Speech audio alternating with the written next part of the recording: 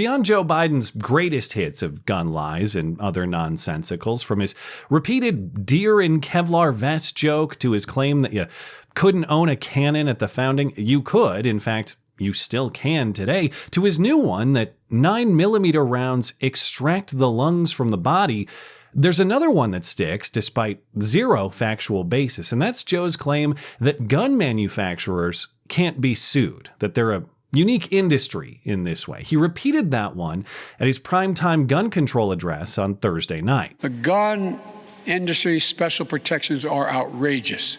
It must end. We should repeal the liability shield that often protects gun manufacturers from being sued for the death and destruction caused by their weapons. They're the only industry in this country that has that kind of immunity. And like most things he says about guns, it's just not true, but people tend to think it is if you just keep repeating it. Even CNN acknowledges the claim is categorically false. Not half true, not partially true, just false. The law that Biden is referencing is the 2005 Protection of Lawful Commerce in Arms Act, which says that gun manufacturers cannot be held liable for the use of their products in crime. They are, however, still subject to liability in all the traditional ways that we think of the term: negligence, breach of contract, defective designs that cause damage or injury, and more. It is not special protection. It's the elimination of a special liability that no other industry faces. We don't hold Ford liable for a drunk driver.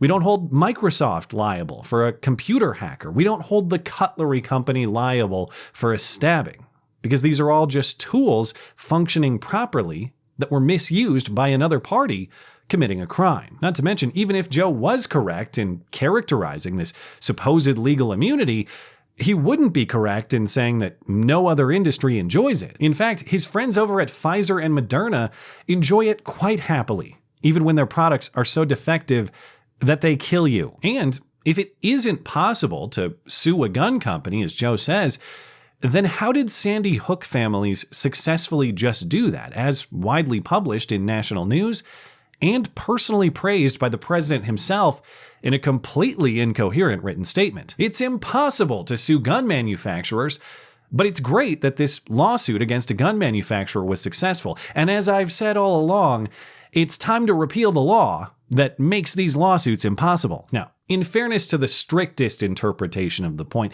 it is correct to say that the gun manufacturer in the Sandy Hook case was not sued for the misuse of their product in a crime, as the law prohibits. The gun manufacturer in the Sandy Hook case was sued for supposedly irresponsible and therefore liable advertising. The Sandy Hook shooting happened in December 2012. 2 years later, in December 2014, 9 families of the victims filed a class action lawsuit against Remington, the owner of the Bushmaster brand of AR-15 rifle that the killer used. The heart of the lawsuit was that the rifle is suitable only for military and police applications, and the marketing of it to civilians, and specifically young men, was so irresponsible it created liability for the manufacturer in violation of the Connecticut Unfair Trade Practices Act. Ads like this one that said the rifle reissues your man card were supposed enticement to disturbed young men like Adam Lanza to commit school shootings, even though, number one, the rifle was legally owned by Lanza's mom, so apparently it was his mom who wanted her man card back. But more importantly, number two,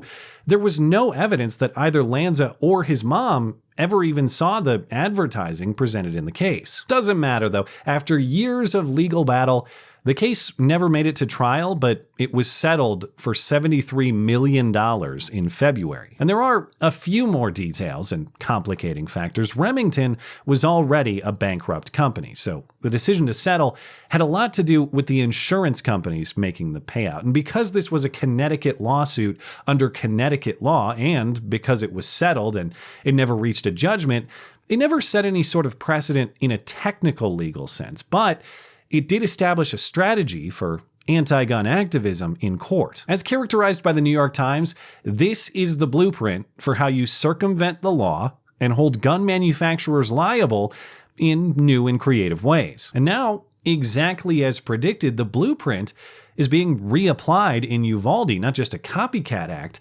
but brought again by the same lawyer who did it in Sandy Hook, among others. The parents of one student killed have sent a letter to Daniel Defense, the manufacturer of the rifle the Uvalde shooter Salvador Ramos used, looking for information about marketing to teens and children, a signal that a lawsuit of the exact same strategy is coming. And the staffer at the school who propped open the door that Ramos used to enter the building also made a similar move on Thursday, filing a petition to investigate Daniel Defense's marketing to young people and to get company officials to sit for a deposition. The Washington Post speculates others may join these similar, likely forthcoming lawsuits. Now, obviously, honest people listening understand that my commentary here is in no way a mockery of the experiences or the losses of these people. We all share the goal of minimizing the chance of this type of threat and neutralizing it as quickly as possible where it arises. But for the dishonest actors out there,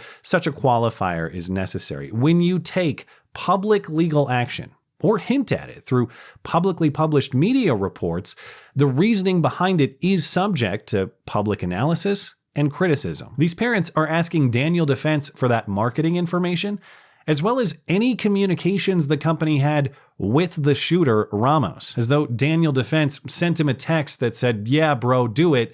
You won't. No balls." If you can show Daniel Defense personally and explicitly encouraged the crime like that, then sure, there's plainly obvious liability. But they know they don't have that, and so they'll take the Sandy Hook approach and scrutinize the advertising instead. And the New York Times has already done some of that digging, at least to start. The Times has highlighted examples of Daniel Defense invoking Santa Claus, also apparently Call of Duty and Star Wars. I'm not sure what the Times means because they don't explain and they don't link to the source material, but another source says the company has used video clips from both franchises, which, without further explanation, sounds more like memes to me than formal advertisements. If depicting Santa Claus inherently means advertising to children and encouraging crime, well, we'll have to go after Johnny Walker Whiskey for encouraging impaired sleigh rides. We'll have to go after Audi for clearly encouraging Waukesha-style car attacks. Don't forget, that was a Christmas parade, after all. Commercial Santa has pushed sexual experimentation. Commercial Santa has pushed vaccines not yet approved for kids, though those ads were international. But still, as we've established, a kid doesn't even have to actually see the ad for the advertiser to be responsible for it. And they say these video game and movie clips should be considered marketing to children. Call of Duty is a mature-rated game franchise. It is intended for adults only, as marked on the box. And regardless, both the Call of Duty and Star Wars franchises are constant violent depictions. So by what logic does it make sense to blame Daniel Defense for invoking these games and movies, but not blame the games and movies themselves? It doesn't. But the reason they target the gun manufacturer and not the game or the movie manufacturer is simply because they hate one, but not the other. They just have to rationalize a plausible reason for it. The worst thing they have on Daniel Defense is a tweet from earlier in May in which the company posted a photo of a young boy with an AR pistol and the caption, quote, "Train up a child in the way he should go, and when he is old, he will not depart from it," a reference to a biblical proverb. Now, for every argument that's distasteful, there's a counter-argument that a proper understanding of weapons means their proper respect and their proper use. And we can have that debate, but there is no plausible interpretation that the intended message of that tweet is, "Hey kid, go shoot up a school." In fact, it's the opposite. The proverb is about establishing moral understanding early so that evil can be countered later in life. That's not encouragement to attack others. It's encouragement to defend what's right and to have the discipline to do it properly. And even if you disagree and you think that tweet is in poor taste, that's fine, but we still have to acknowledge the facts in this case. Ramos was not a child when he purchased his rifle. He was an adult, yes, a newly turned adult, but an adult nonetheless. And just like the Sandy Hook case, there is absolutely no evidence whatsoever that Ramos ever even saw this tweet from Daniel Defense, let alone that the tweet was somehow motivational or instructional in his purchase and his crime. And so even if you hate guns and you hate AR-15s specifically, it would be wise to step back and analyze what sort of damage we're doing to our legal system when we take this sort of approach. The New York Times called this a circumvention of the law because it is. We are taking the producers of totally legal products and trying to sue them out of business because they said the wrong thing or tweeted the wrong thing in a completely unrelated context. We have connected, not with any consistent logic, but just with whatever flimsy reasoning we need to go get our enemies. That is not rule of law. That is ad hoc law. Liability created on the fly, not liability according to any consistent standard. There are absolutely no logical limitations here. McDonald's is liable for heart attacks. Sue them. Budweiser is liable for liver damage. Sue them. Mountain Dew is liable for diabetes. Sue them. And if these sound silly, they aren't. It's the exact same logic. Misuse of a product to negative consequence means that the producer of the product is responsible, and the advertising isn't a distinction. It's a constant.